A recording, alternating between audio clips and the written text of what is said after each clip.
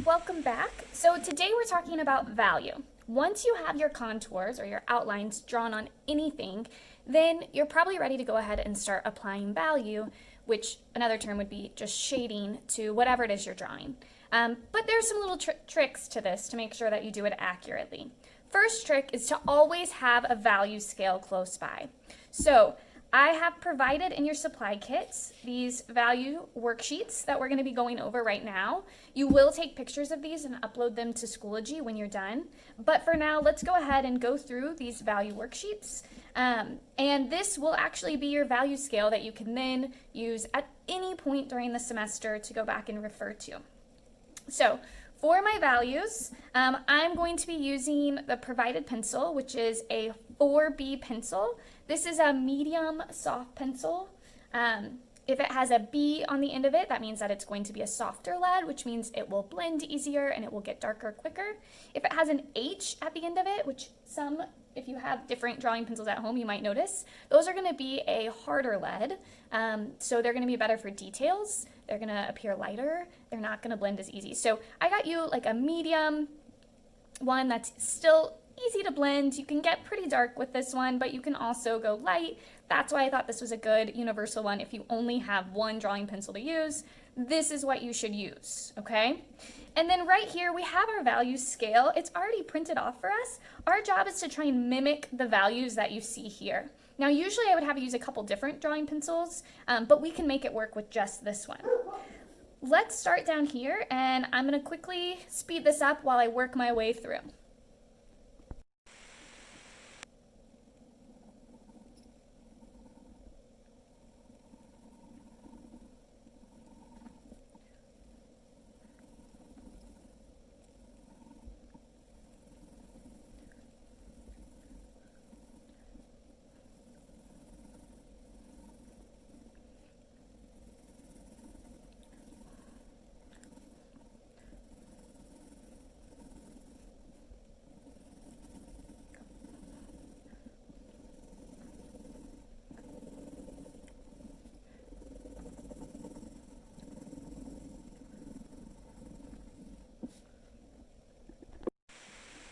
All right, so as I was working my way up, a little trick that you might not be able to tell just by watching is that I'm slowly adding more and more pressure.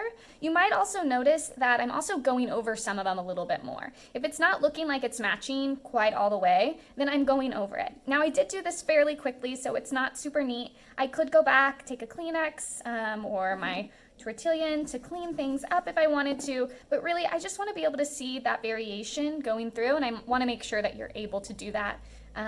So as long as I can see that, then you're good to go. This brings me over here to my sphere. So this is where I actually get to apply this value scale to a form. And so I have a little example one down here that I'm going to be mimicking, and as the directions say, we need to recreate the proper value for each of these. Okay, so with this, I'm imagining that my direct light is coming and hitting my sphere right here, so that creates this highlight that I really don't have to do anything with right here. Okay, so I'm gonna just make this sun is what my direct light is, and it's coming, and so I know, and I can lightly sketch out that I don't want to add much value right in that area. But as I go out, this whole outer area right here, and going in a circular motion to get out there, is following along with these first few value steps. Okay, it doesn't get super dark until I get to the other half. So with that, now I'm going to go ahead and start shading. Now I don't want to just shade it like I did over here back and forth, because that's going to completely flatten out this sphere. Okay, if it was a cube that is flat, or if it had some kind of flat surface, then I would go straight back and forth because I would want it to be flat. But because this is a rounded surface, I need to go with that rounded pencil line. So I'm going to start light and I'm going to work my way out. And so I'm slowly going to apply a little bit more pressure. As I get to the edge over here, I'm just going to kind of come down. Be a little more careful around the edges. Then I notice that this side, when we have our transitional light where it's going slowly from one to the next, so I can go ahead and start adding that transition.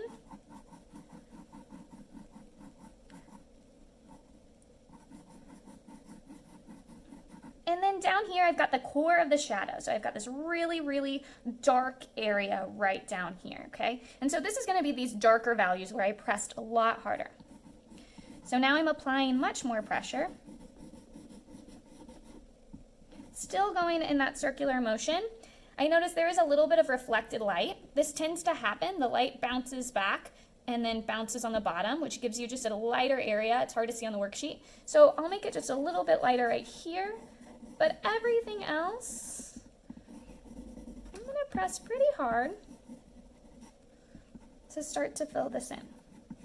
Okay, notice it's still a little messy right now. We'll go back and fix that here in a minute. My cast shadow is the shadow that's being cast onto my table. And so that's really dark. So, and the table's flat, so I can actually just go back and forth and just shade this in. And now I'm going to go back and I'm going to clean this up a little bit. So you have a couple options with this. If you have a Kleenex, I think sometimes that's the best idea, is to use a Kleenex to just kind of shade it in. But I also provided you guys with one of these. This is a blender, or oftentimes the correct term is a tortillion. And you can use the side of it to blend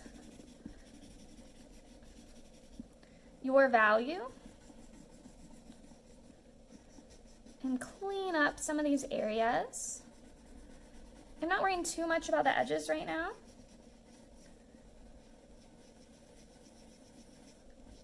And I'm still going in that circular line. So now I'm going to go back and I'm going to clean it up with my eraser. This is really important to do with your actual project as well. So I'm going to erase, and then I'm going to kind of slowly lighten that up. I'm going to clean up my edges now because I really was messy with that.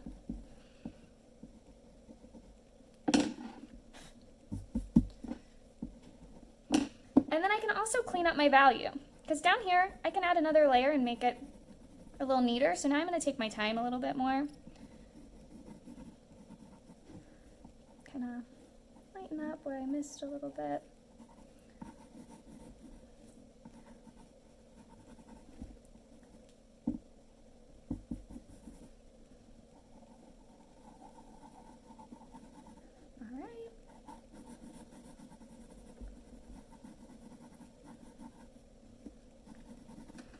And I want to try and mimic as much as I can. So this is a lot lighter now that I'm kind of comparing. So I'm actually going to erase even more back.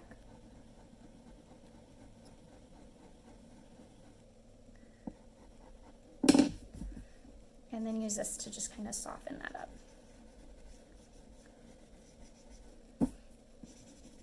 That looks better. Okay, so that brings us to the last part, and that is this second worksheet. For this worksheet, once again, I'm creating my value scale just like I did here, but this time I'm going to use some different techniques. So you don't have to just shade completely flat like I did on the previous worksheet. You can actually use one of these various blending techniques or value techniques to try and still create that value, okay? Some of these are really, really helpful when you don't have an actual pencil that blends well. Maybe you have a mechanical pencil, maybe you have pen or ink, and you can't blend those things. You can't apply different amounts of pressure to get different values. So instead, you can use these techniques to still create your value. Okay, so I'm going to start with hatching. Hatching is a fancy way of doing just lines, okay? So white is going to stay white. I'm going to separate out my lines here to create a very light. I'm going to make them a little bit closer together, which will make it appear a little bit darker. And I'm just going to continue to increase how close together they are.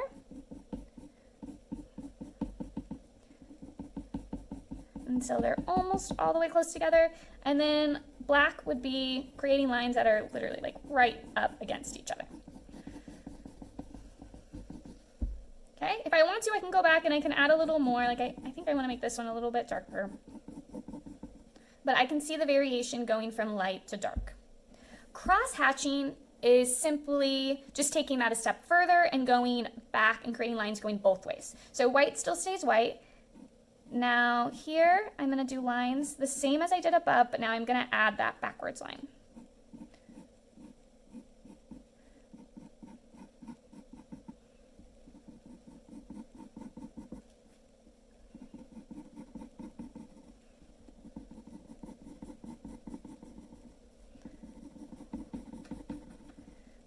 As I get closer, I'm making them closer together. I'm not actually pressing any harder or lighter with my pencil, because you should be able to do this without having to create that pressure. You should be able to do this with just a pen even. Okay? Next, we have stippling, which is a fancy way of creating pointillism. So that's just by creating dots. Okay, this one can take a little while, but I'm just going to create some little dots. And then I'm slowly going to increase the amount until I get to the black. And I'm going to speed this up a little bit.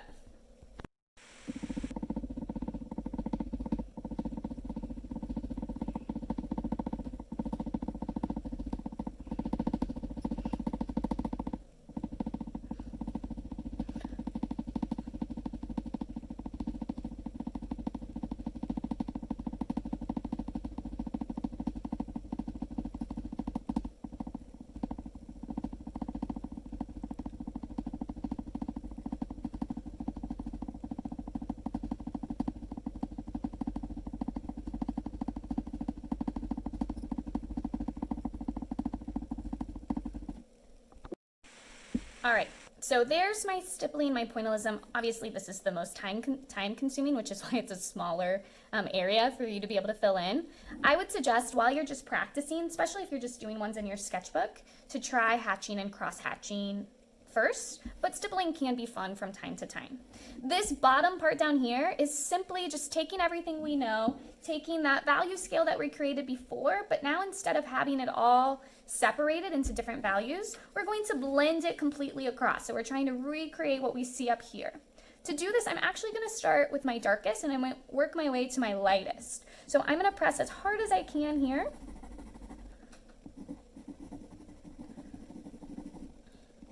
And then I'm going to slowly, very slowly, I'm still pressing pretty hard, lighten up the pressure. Looking up here to try and mimic what I see.